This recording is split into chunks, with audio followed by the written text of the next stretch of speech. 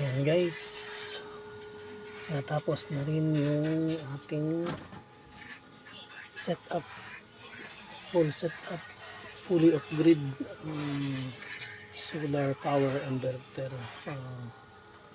Tapos na tayo mag wiring guys. Ito yung solar in,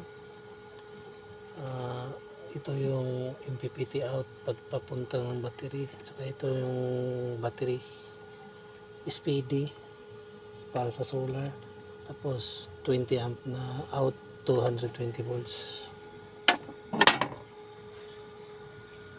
Ito yung MPPT guys, ito yung ginawa natin na 3000 watts pure sine wave.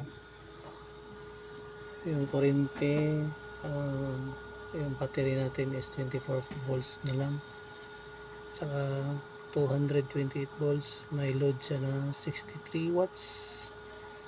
Yung sa kabuuan sa lahat-lahat pati system is 84 watts to 85 watts lahat guys. Ito yung out, malinis guys, maganda pagkagawa. Ito yung shop ko. Dito ako nag-aayos, dito ako gumagawa ng mga ano. So yun lang.